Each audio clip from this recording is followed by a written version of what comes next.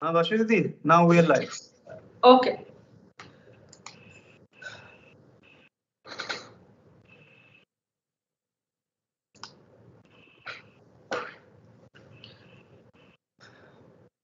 Okay, good evening everyone, and I welcome you all to this lecture series, Amrit Ka Mahotsav. Today our speaker is Dr. Dhiraj Kumar from International Center of Genetic Engineering and Biotechnology, where he is currently the group leader of Cellular Immunology Group since 2016 and also the Wellcome Trust DBT Alliance Senior Fellow since 2018.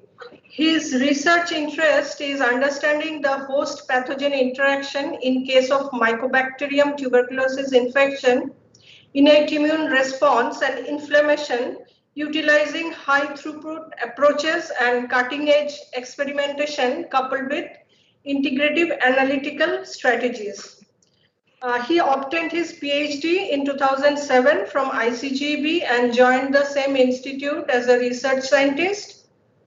He serves as in the editorial board of several journals, including Autophagy, Microbes and Infection, and many more, and also as a task force member of several scientific evaluation committee. He is also decorated with awards like Shanti Sharup Bhatnagar Award to be the most recent in 2019 in medical science for his outstanding contribution on host-directed intervention strategies to target tuberculosis.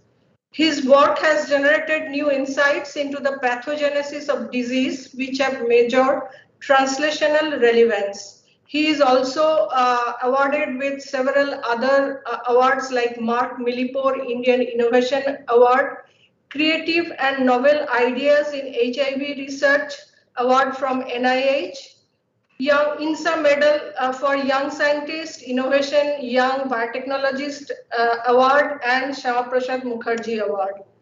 So as you see that he is like well accomplished, and his seminal work in the area of host pathogen interaction in tuberculosis has led to several publications in renowned journals like Cell, Nature Communication, PLOS Pathogen, FEBS, and so on.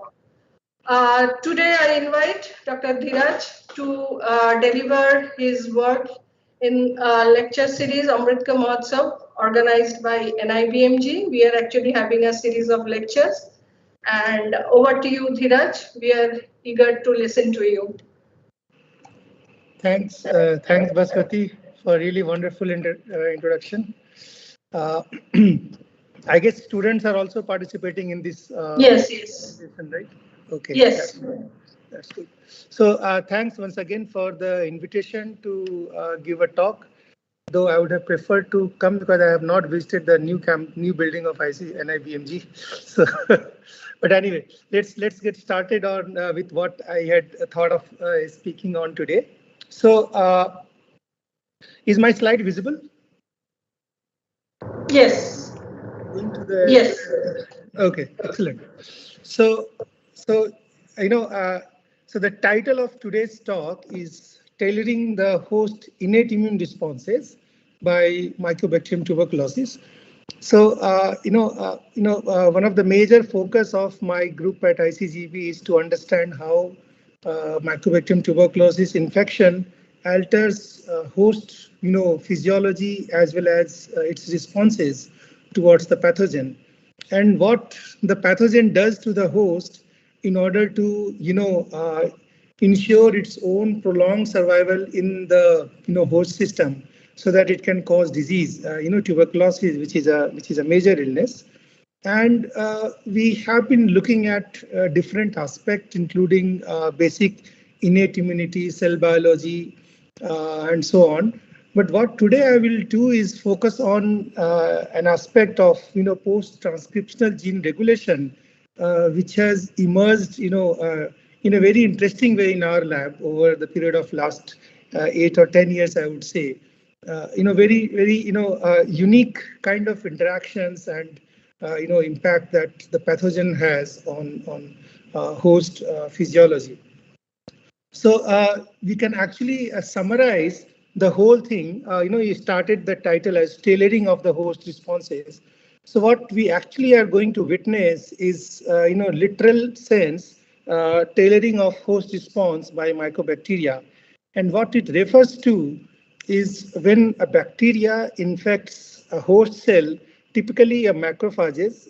While we know that bacteria can infect a lot of other cell types, but still our majority of understanding of bacterial infection is mostly in macrophages as the cell type or the model cell type. And what happens upon infection, among many things, is a host induces transcription of genes, which are kind of antibacterial in nature, which are also part of the host innate defense mechanism. And together it can ensure control of bacteria inside the macrophages. But over the years, what we have witnessed is that what happens is while the transcription gets activated in macrophages upon infection, but the end product that the host was expecting of this kind actually appears to be of this kind, which is mostly non-functional isoforms, which are unstable or which are untranslatable, and they don't form the functional proteins. And when that happens, uh, it turns out that these events actually end up helping the bacteria more than the host. And through this, tailoring response of the transcriptome that, bacteria, achieves inside the cell is what we are going to look at in more detail today. I'll see if I can make the pointer option. No, it's not giving me. That's all right. Okay. So before get into the details of transcription, a very quick generic view on what happens during Mycobacterium tuberculosis infection to a human host. So quite a few of you would already know that tuberculosis is an airborne pathogen, and it spreads via droplets in the air. Someone who has TB and coughs, so in the air droplets you will have bacteria which can enter your basically respiratory passage while you breathe in. And in addition to epithelial cells in the lungs, it can infect different other cell types, and primarily among them is alveolar macrophages. And once the infection happens, a lot of immediate early events, get affected inside the host macrophages, and those include trafficking, like where the bacteria is going inside the macrophage, signaling, like different signaling cascades are activated as a response to infection, because when bacteria is recognized by the macrophages, the PRRs, the pathogen recognition receptors, they get activated and they initiate a downstream signaling. There are also now sufficient report to suggest that there is massive metabolic alteration in the macrophage or host cells upon Mycobacterium tuberculosis infection, which eventually impacts the immune responses and transcription.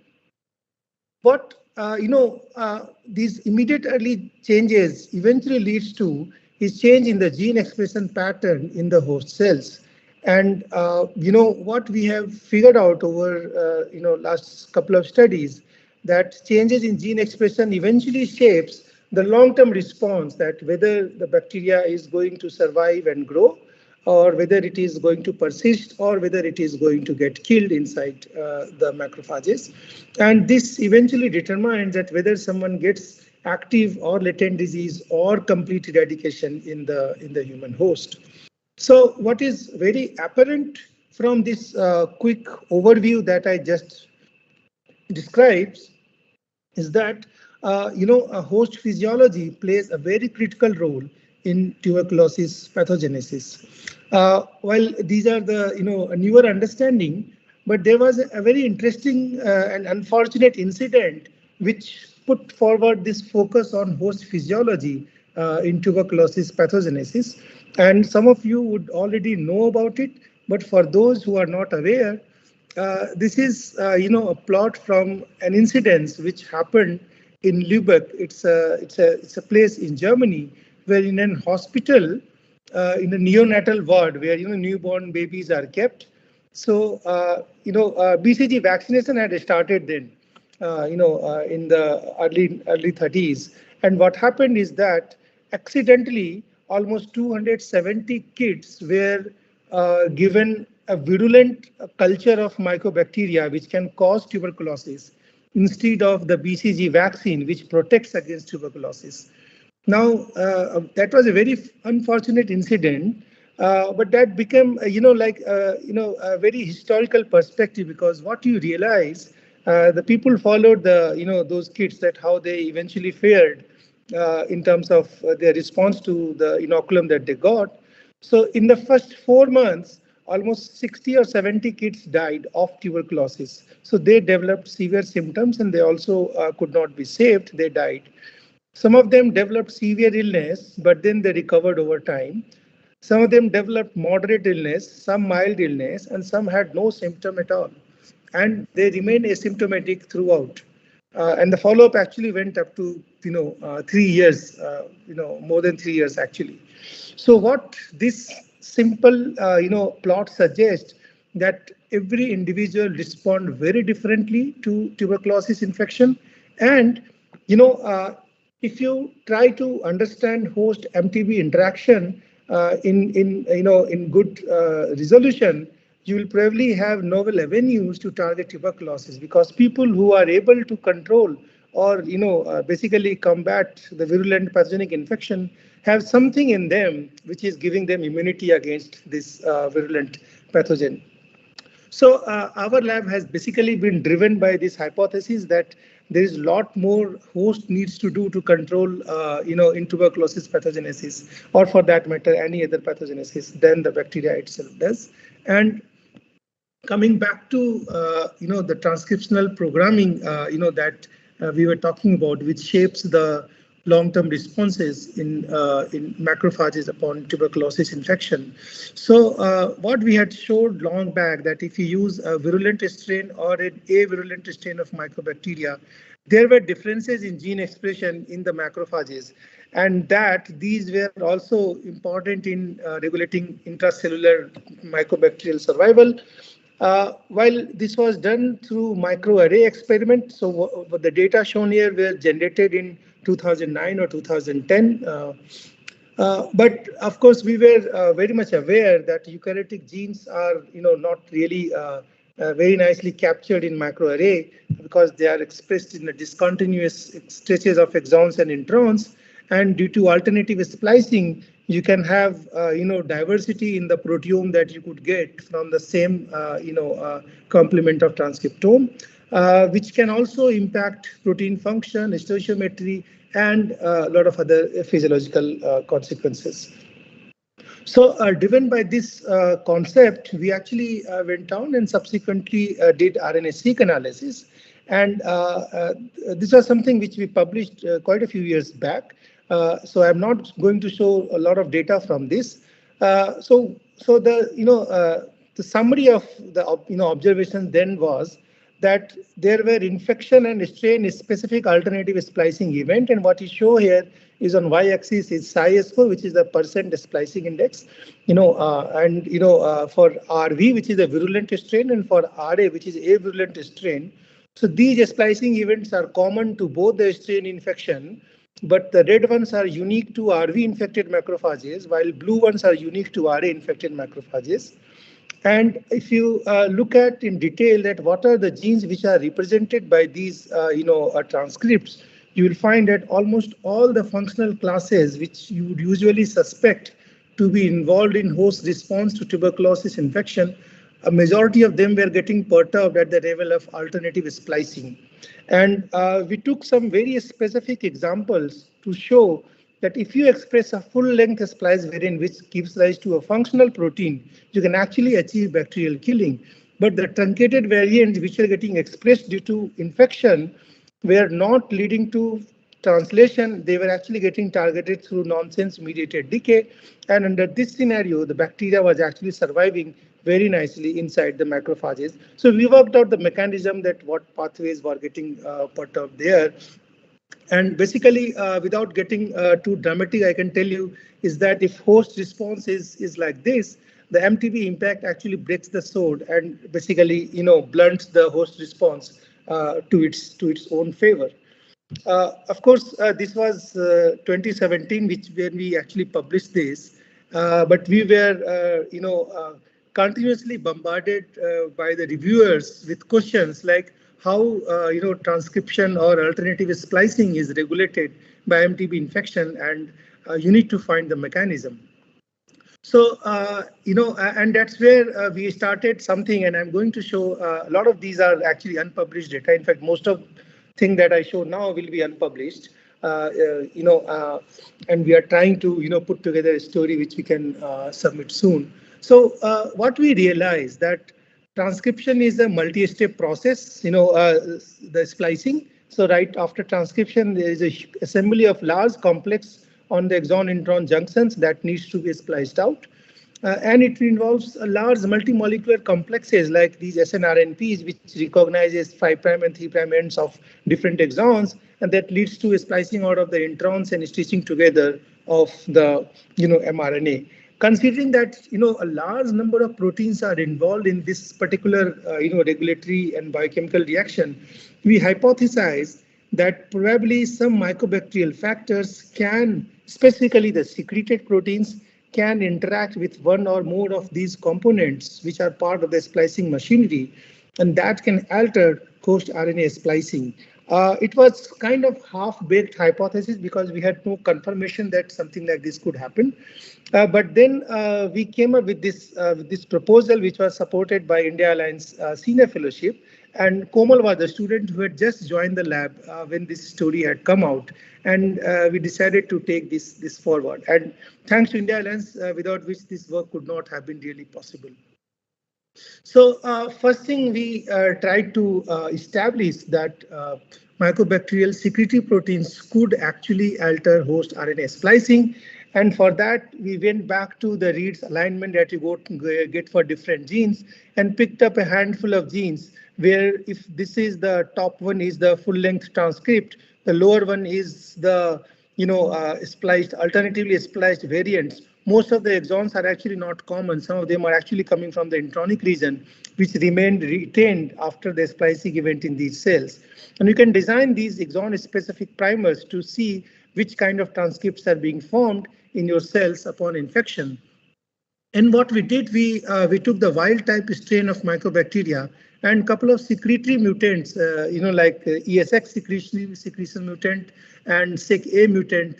So, where we know that secretion is, severely affected in those strains, and then infected the macrophages with these strains, isolated RNA, and did RT-PCR for a couple of these targets. And one such case I'm showing here, ACSL1. And for truncated transcript, what you see is that upon RV infection, where the truncated transcript expression goes manifold high, what happens that if you have compromised secretory pathway like delta ASXA, delta ASXB, delta RD1, or where ESET6 and CFP10 both are deleted, delta C, you see a drop in the the level of this truncated transcript, suggesting that this splicing event is not happening in these cells where these mutants are used. And when you complement the delta C strain with the wild type, you do see recovery to some extent, suggesting that yes, mycobacterial secretory proteins could be playing a role in regulating the RNA splicing in the host macrophages. So once we established that, then of course there was no looking back, and we decided on a multi-dimensional approach to identify role of MTB proteins in regulating host RNA splicing. I mean, it's quite a roller coaster ride, the way things happened, especially with COVID on the roll in between. So we started first to look at MTB and host co-interactome, and our target, it was very focused in the sense that we wanted to look for interaction only between mycobacterial proteins which are getting secreted and host proteins that are part of the host spliceosome machinery or part of the splicing components. So it's a very focused interactome assay, and what we did was a 1-to-1 high throughput yeast-2 hybrid assay, where the bait library comprised of 350 mycobacterial secreted proteins. It is a curated list of some proteins that we identified through our own secretome analysis and from published literature. And the prey library had around 200 spliceosome related genes. which were represented by almost 600 different transcripts. So all the protein coding transcripts were initially included in the prey library because our PLOS pathogen RNA-seq data had shown that even splicing related genes were getting alternatively spliced in tuberculosis infected cell.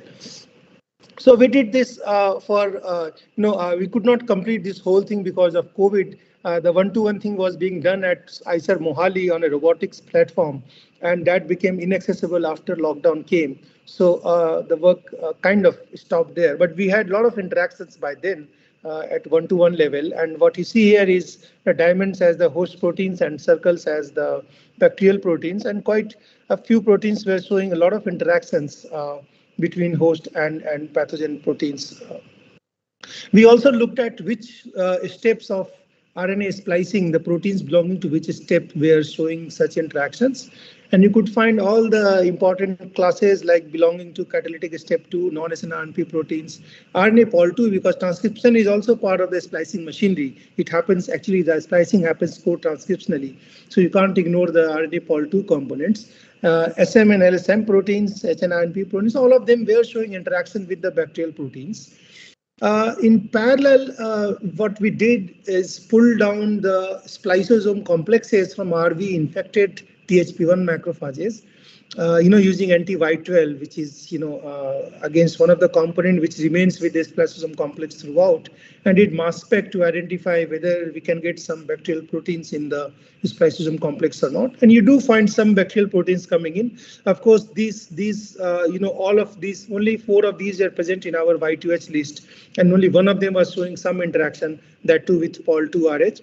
But the bottom line is that we did find several mycobacterial proteins which were directly interacting with the human RNA splicing related proteins.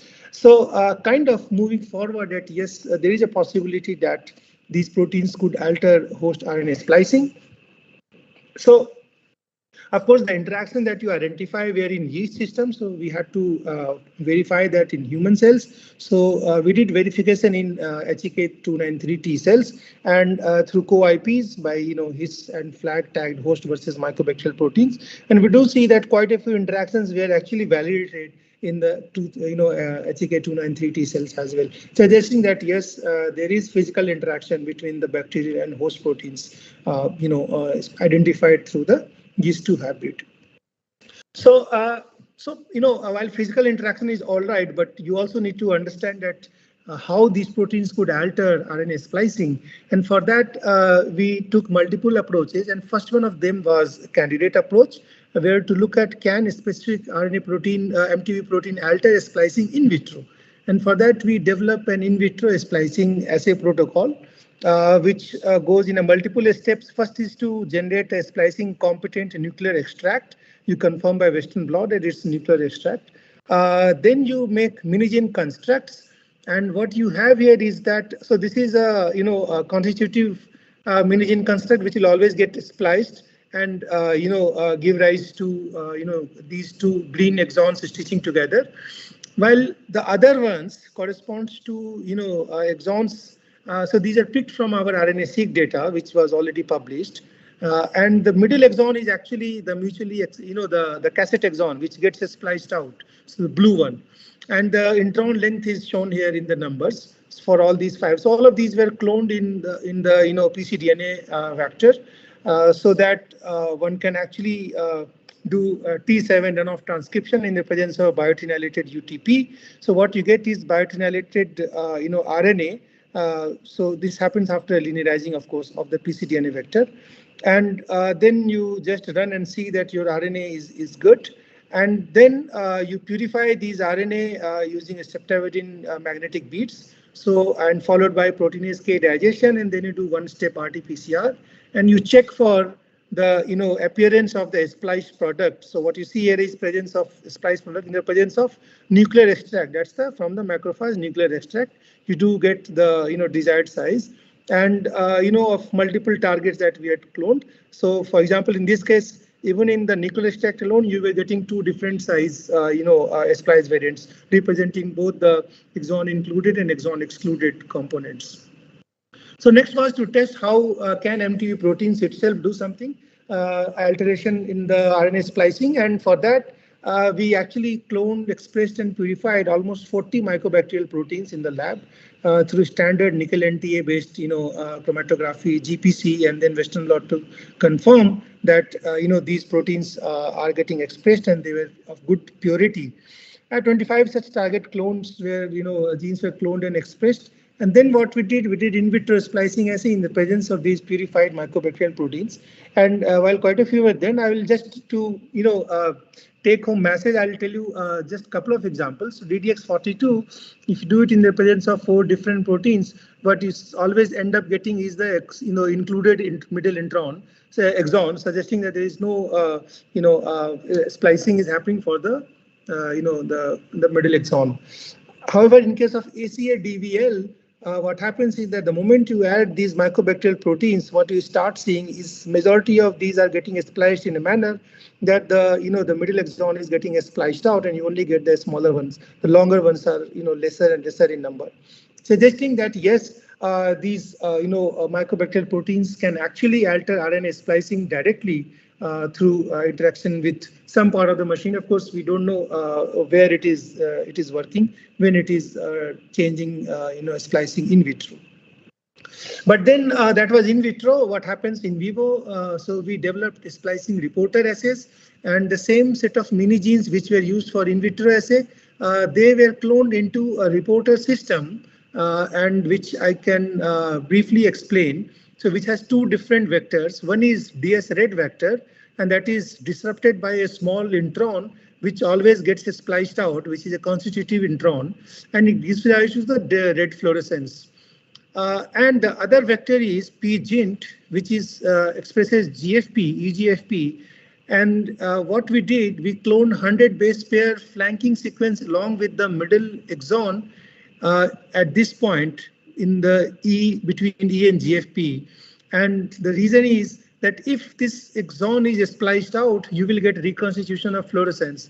If this exon is retained, you will not get fluorescence. And so, reconstitution of fluorescence is an indicator that yes, your middle exon is getting spliced out. How you assay that? So, we make HEK293 T cells stably expressing pRINT, which is easy to make in 3T cells. And then we did pGint transfection along with the mycobacterial proteins that we had identified from our Y2S data. And what you do after that is you get the cells which are pRINT positive, because you want to select only those cells where pRINT splicing is happening, so that there is no compromise in the splicing. It's a constitutive positive control for splicing. And then in these population you will look for FITC MFI. So FITC MFI will reflect how much of this GFP is getting reconstituted. And with a handful of target bacterial proteins like RV, you can see the names here, 1566, 1435, 1643, and 3849. What you see is that there is some sort of selectivity, but expressing these RV proteins along with this pGint really reconstitutes the GFP expression, and which is significant, has been done across multiple biological replicates, suggesting that MTB proteins can alter host RNA splicing in human cells in vivo. So we had done in vitro, we had shown in vivo. The next challenge was to show during infection that how it works during the infection. And for that, we developed a smegmatis-based system, because you can't use the Mycobacterium tuberculosis, which already has all these proteins secreting and they can be altering the splicing. So we took smegmatis, cloned and expressed all the proteins that we had identified through the yeast to hybrid and of course the previous validation steps. Checked their expression and then infected macrophages with these smegmatis and then did RT-PCR. And we screened around 20 such smegmatis strains, and these are inducible. So you have to add IVN to induce the expression of the protein. And then in these 20 strains, 4 of them were giving quite consistent data, and those 4 are shown here across multiple biological replicates. What you see is that there is that different MTB proteins uniquely alter the splicing of mRNA targets. So that's very surprising and amazing, because you see some level of selectivity. In some case, you are getting certain genes showing differential splicing, while in other bacterial gene is regulating other splicing event. So to summarize the story so far, what we have shown is that MTB proteins interact with host RNA splicing proteins. We did verify their interactions using co-IP and also established the functional impact of identified bacterial protein in regulating RNA splicing. So the next challenge was to understand what is the mechanism. And for that, we again went back to some high throughput experiments. First was to do proteomics of nuclear and cytosolic extract. And we specifically, in a targeted manner, looked at what happens to splicing related proteins. And even without looking at the names, what you can easily appreciate from these heat maps is that there is massive deregulation of levels and nucleocytoplasmic distribution of a spliceosome related proteins. So these are the nuclear extract, in cytosolic extract, infected and uninfected. So there is changes. And it's not simple changes, it's massive deregulation that was happening. So we went back to our spliceosome complex pull down that I had shown earlier, where we identified bacterial proteins. So the mass spec data also had host protein data. So we analyzed the host protein data, and what you find is that there is actually kind of depletion of a lot of these spliceosome proteins in the infected macrophages, whether you talk about nuclear or cytosolic extract. And also, to some extent, in some cases, it was showing dysregulation in terms of where it is present more, whether in the nucleus or in the cytosol. So there is some level of dysregulation happening of these proteins, and most of these proteins actually are involved in formation of each of these snRNPs. So U1, U2, U4, 5, 6. These are all snRNPs, which are complex of RNA with different RNA binding proteins, which together give rise to snRNPs. So it appears that there is depletion of snRNP complex proteins and their nucleocytosolic distribution in the infected macrophages. So that took us back to the concept of snRNP biogenesis. And what you realize, it's an interesting process. The snRNAs are actually transcribed in the nucleus. They come to the cytosol. They get methylated at the N terminal, followed by interaction with SMN complex. It's again huge complex with multiple SMN protein and gemins and a lot of other proteins. And then this SMN complex comes and binds to this snRNA.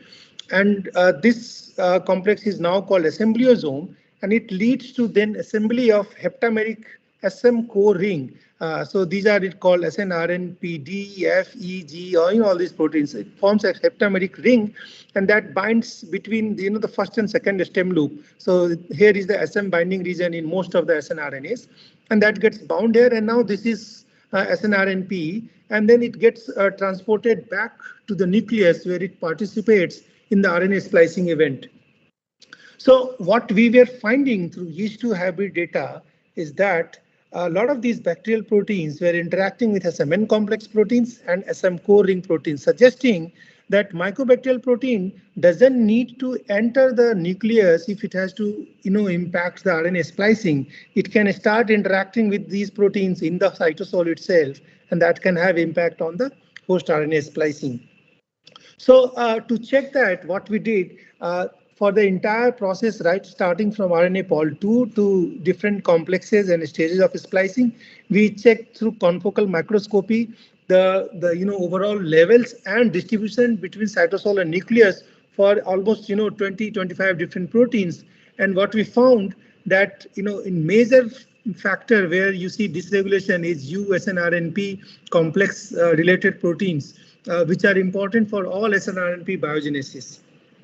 Now, if there is a defect in snRNP biogenesis, what are the consequences? So tuberculosis, nothing is known about it, but there's a lot of literature in fields like neuromuscular diseases, cancer, and what you see is that in case of altered SMN levels, you start seeing widespread defects in splicing. Your RNA pol 2 will remain paused. It will not release, release for transcription. You will start seeing a lot of intron retention, which is again kind of alternative splicing.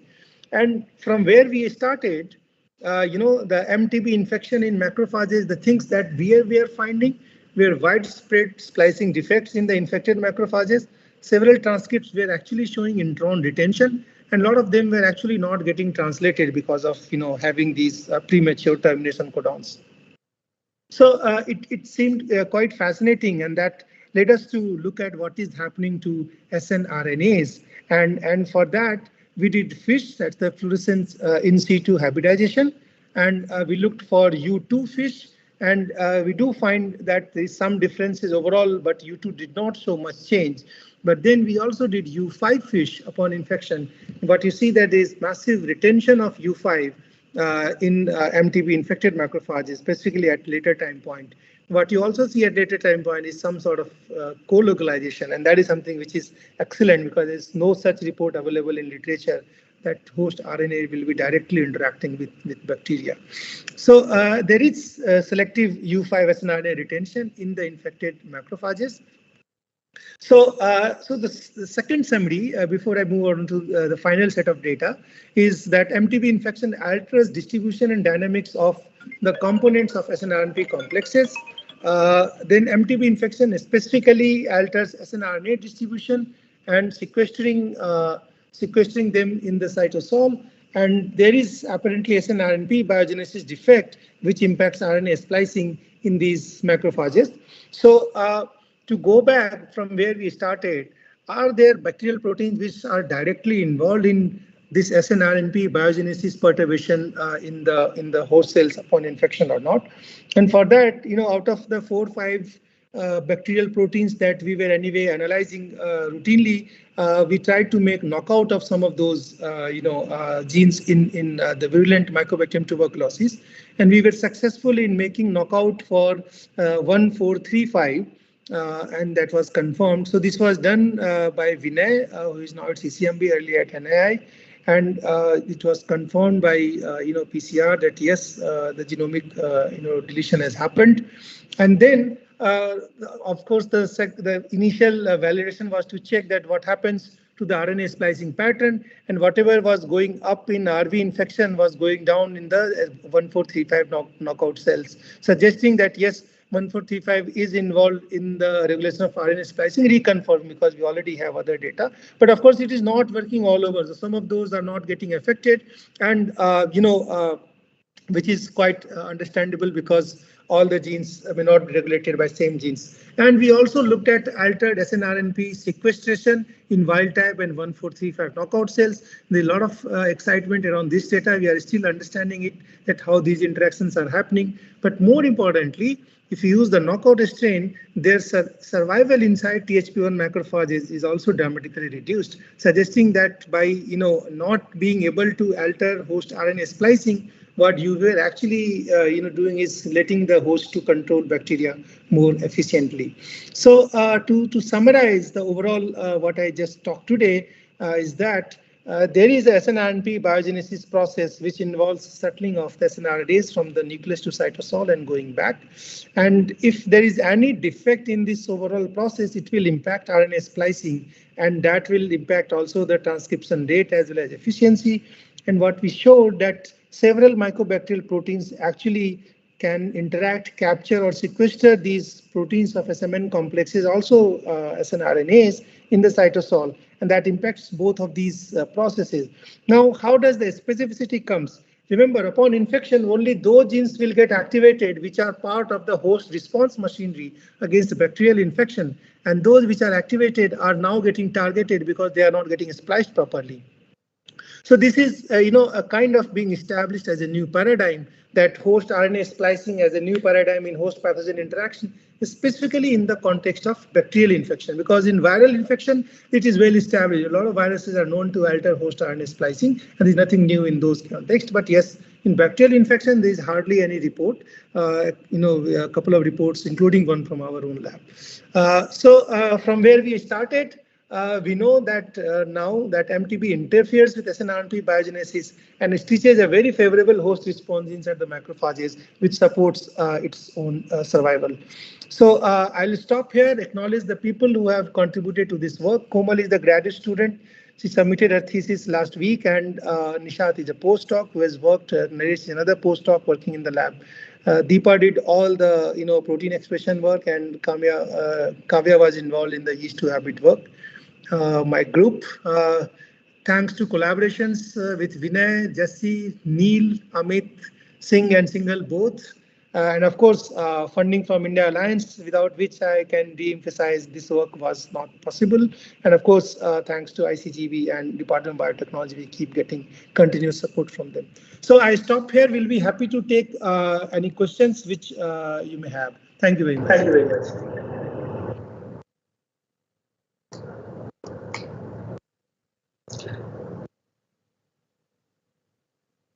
Alpana, do you see any questions in the chat box? Not yet, nothing on YouTube yet.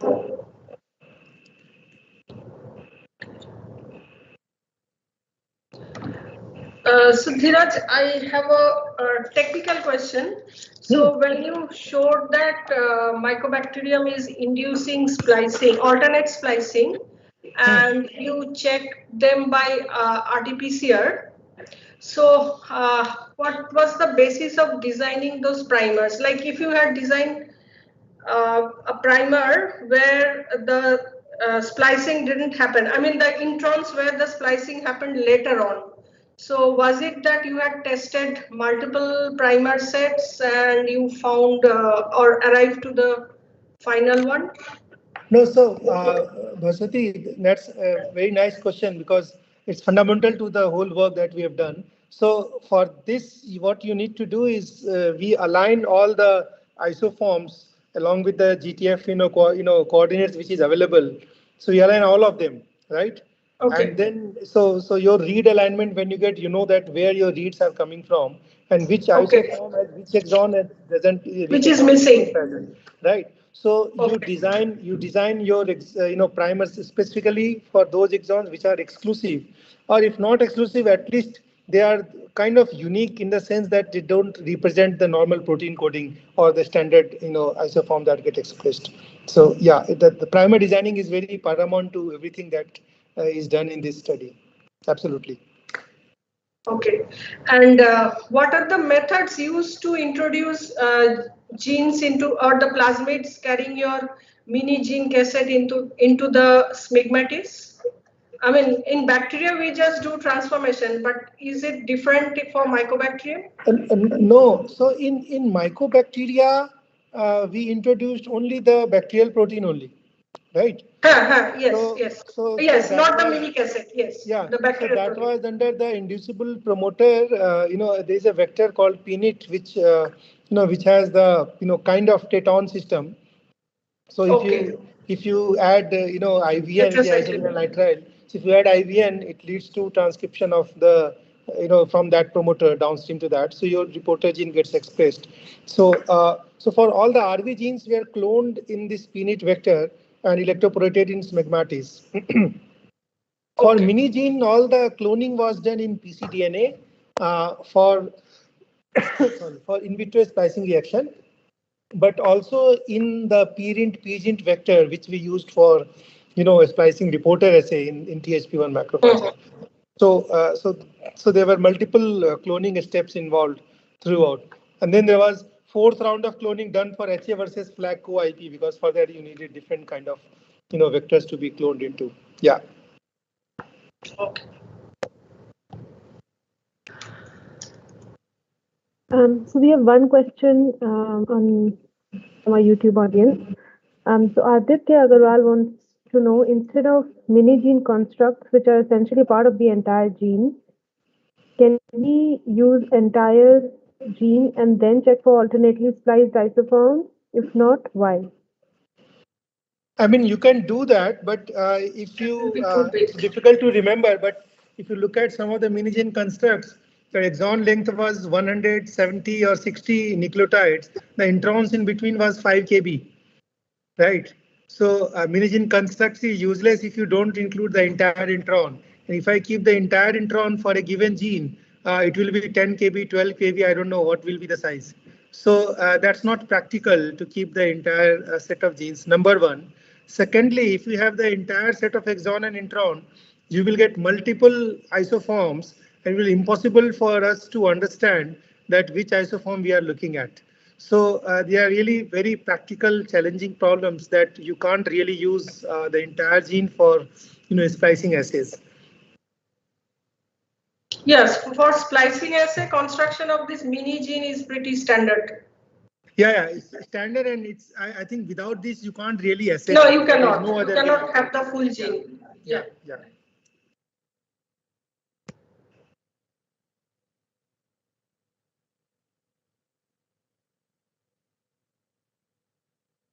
Anyone else? Nothing right now. Okay. Good. It was either not understood or understood completely. No, it was very nice, and I hope everybody understood everything. Really, it was a fantastic story, and I hope you have possibly reached the deepest, I mean, molecular level to understand or to demonstrate like how the mycobacterial proteins are affecting the RNA transport and splicing. It was really a wonderful work and wonderful talk. So thank you once again, Dhiraj, for your exciting talk and exciting work that is going on in your lab. We hope in future we'll listen more stories from you. And once again, I thank you for joining us in this lecture series. And also I thank to all the participants who were present in this talk. And if there are no other questions, then I would like to say thanks and bye to Dhiraj. Thanks. Yeah, that's good. Excellent. So hopefully we'll have more interactions. Yes, and next time we would like to have you here physically. Yeah. Right. Okay. Okay then. Okay. So thanks, Vaswati. Yeah. Thanks. Yes. Yeah. Okay. Bye. And we are then logging out. Yeah. Okay. Okay. Thank you.